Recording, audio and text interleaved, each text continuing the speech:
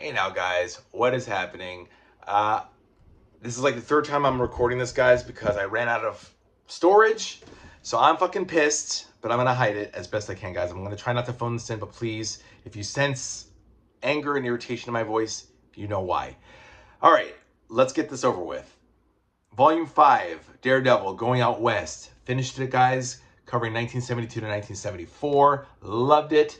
Covering issues 87 to 107 of Daredevil and 111 of Avengers.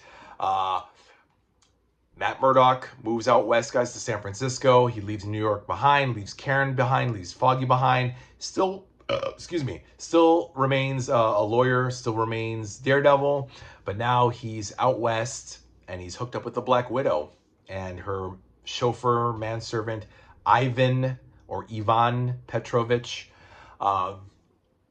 Yeah, I mean, it's funny. I always wondered, how is Daredevil gonna be Daredevil without New York? Without all these heroes, without all these villains. Well, guess what, guys? They all follow DD all the way to the West Coast. I'm talking about Electro, Kilgrave the Purple Man, even Spider-Man appears in one of the issues. I think it was 103 to fight Ramrod. Ramrod and Angar the Screamer and this dude called Dark Messiah. They show up to fight Daredevil, obviously. They're created by Moondragon returns. And she unknowingly helps this old man who turns out to be, his name is Broderick, who turns out to be Matt's senior law partner of Broderick, Sloan, and formerly Cranston, now Murdoch. Cranston being Larry Cranston, the third Mr. Fear, who showed up in issues 90 and 91, fell off the roof and got killed like the other three. Well, no, not like the other three, but the other two are dead. Zoltan Drago, Star Saxon, and now Larry Cranston. Just to review, guys, real quick. 87, like I said, he hooks up with Daredevil locks horns with. That's what I'm thinking of. With Electro, his nemesis from issue 2, it's now his enemy and his nemesis in issues 87, and 89, which is interesting. It's actually Electro in 87, then Kilgrave in 88, and then both Electro and Kilgrave team up against Daredevil in issue 89. Then we get Mr. Fear in 1991, 92, 93, and 94. We meet the Blue Talon. Oh, and Damon Drawn, I forgot to mention. Damon Drawn, the Indestructible Man, makes his first appearance in 92. Some big mouth reporter says, hey, I think Daredevil and Matt Murdock are the same person. Well, hell, I'm going to send one of my guys, the Blue Talon, to go kill Daredevil or Matt Murdock or whoever. And it's funny. The logic I don't understand. Everyone suspects that Matt Murdock is living with Daredevil and Black Widow for whatever reason, but they may or may not put two and two together. One woman does, this black woman, Michi Taylor, who's a reporter in San Francisco, puts two and two together, and now suddenly everybody's like, oh yeah, that makes sense. So then Matt has to get the Black Panther to pose as Daredevil so that Matt can come out as Matt and say, see, I'm not Daredevil, guys. Ha ha, fooled you. But of course, everybody's just so stupid. It's like the whole Mike Murdock syndrome. Everyone's just retarded and they buy into it. They swallow this pill and are like, okay, we buy it, and that's it. But that's 92, 3, and 4. What happens in 95, 96?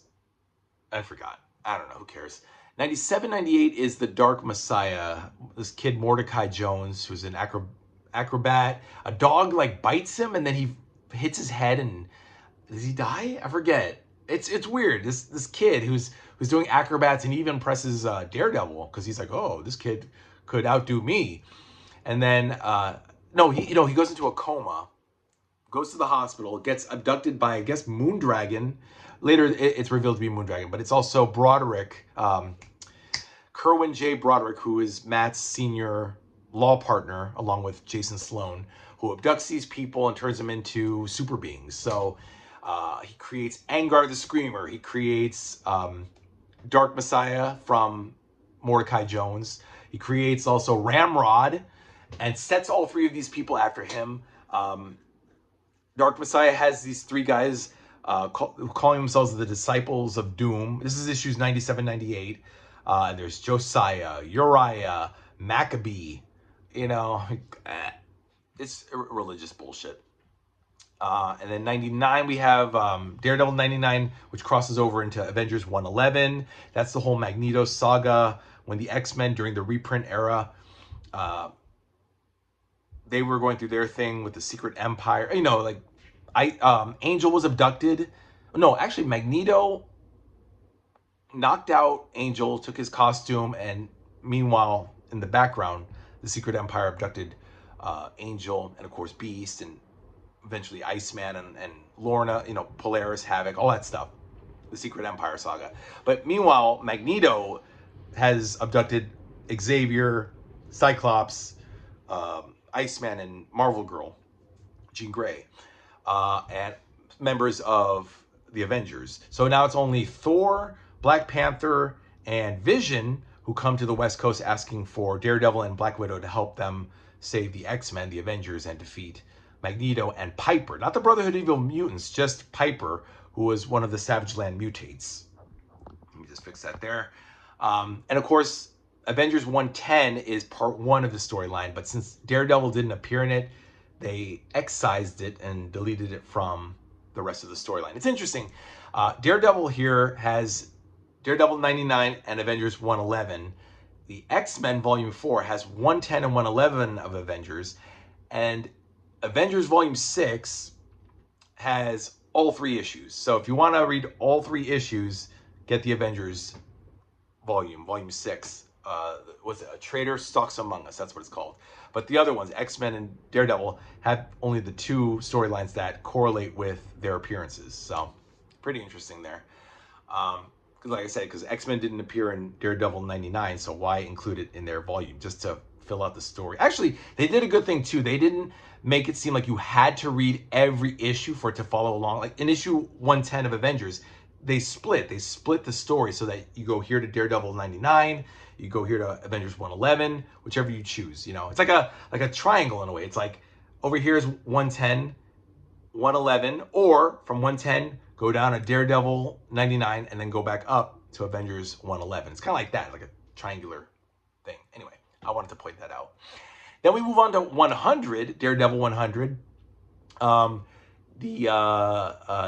Daredevil meets Jan Wenner of Rolling Stone magazine, because Jan Wenner was important, I guess. I don't know, not really. But Rolling Stone magazine was a very popular magazine, and I assume by this time Jerry Conway has left the book, so now it's Steve Gerber. And I assume Steve Gerber was probably a fan of Rolling Stone magazine. Maybe he was even a fan of Jan. Well, I don't know if he knew Jan Wenner personally. We don't know because Steve Gerber's now passed on.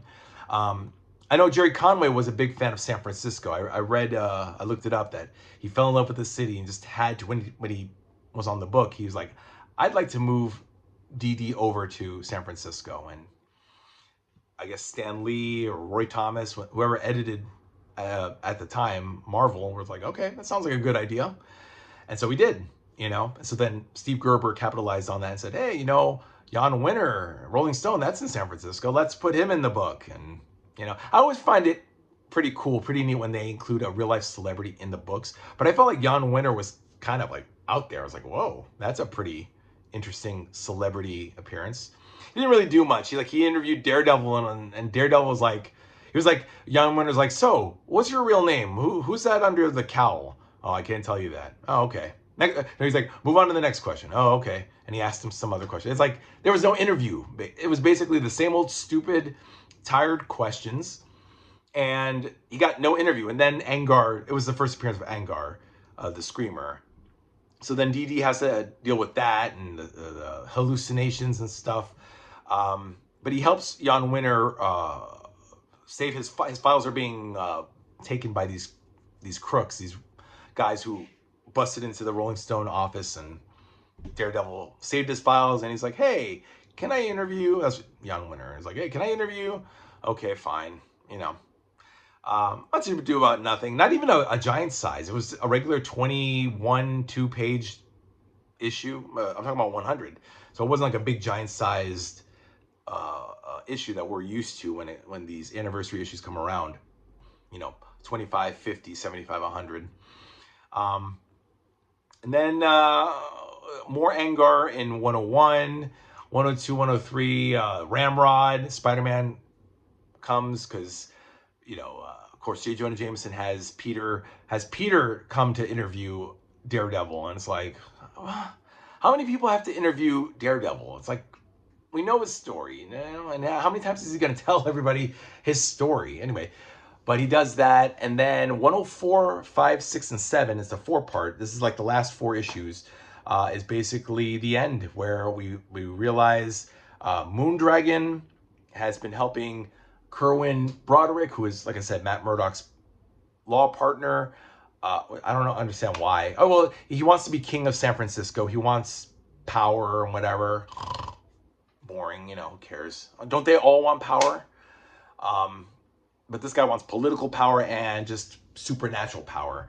So he creates Angar, Ramrod, and Dark Messiah to take on Black Widow and Daredevil. And then they get help from Captain Marvel, Rick Jones. He appears in the last issue, 107. And then Moondragon's like, oh shit, I fucked up. I sided with the wrong guy. So then she helps them.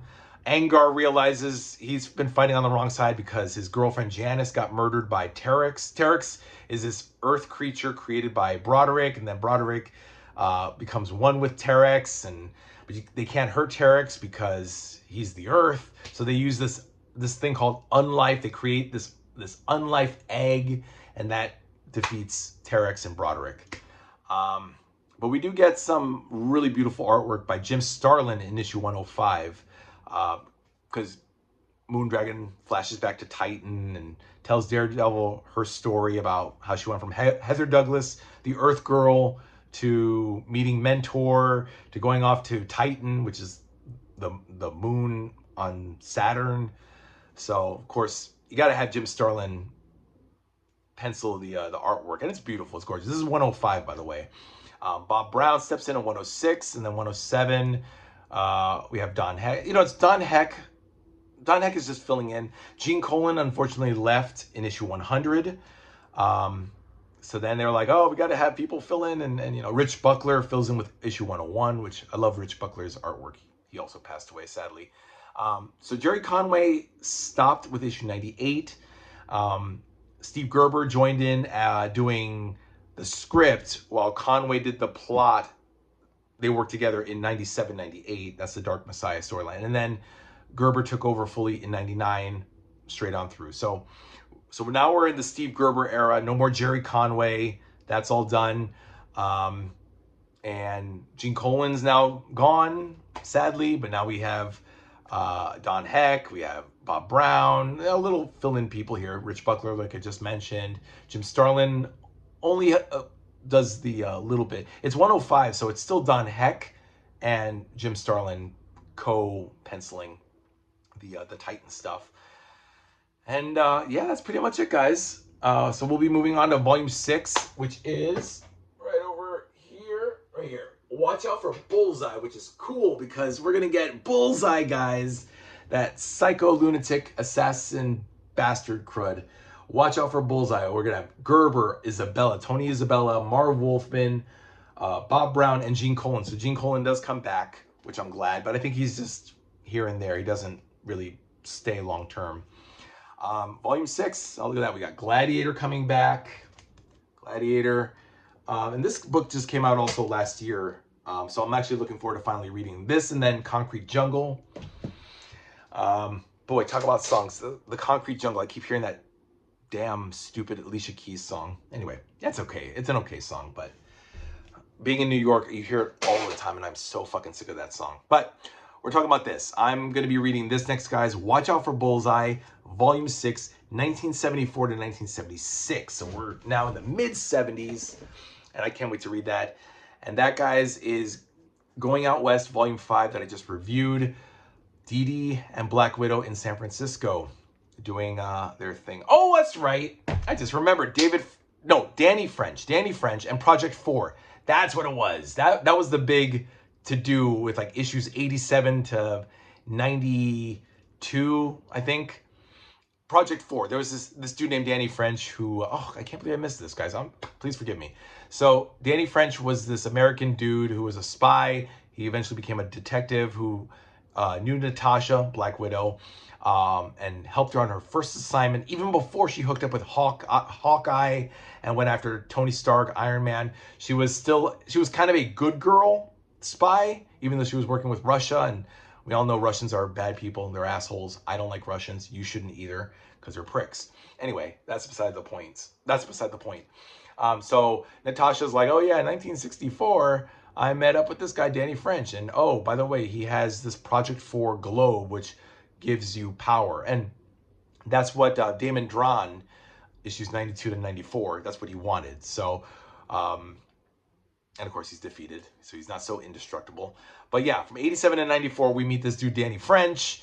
And did he die? I forgot. Did he die? I don't even know what happened to him. I mean, I know what happened to him because I read it, but I can't remember. Oh shit. All right, guys. You know what? Read it for yourselves, guys. It should still be in your comic book stores. I don't want to spoil it for you guys. You're going to have to find it out for yourself. But it's pretty good. It's like, what the fuck is Project 4? And it has to do with Natasha, Black Widow, and Daredevil's just along for the ride. Matt's just like, huh? You know. All right, guys. That's it. I'm hot. I'm tired. Hopefully I didn't phone that in. Once again, guys, leave your likes and comments or subscribe or don't. I don't give a fuck. But just know that I read these epics for you so you don't have to. But I recommend that you do because these epics are fucking awesome. All right, guys. I'll see you in a couple days with Volume 6. Watch out for Bullseye and watch out for some more stuff, guys. I'll see you later. Bye-bye.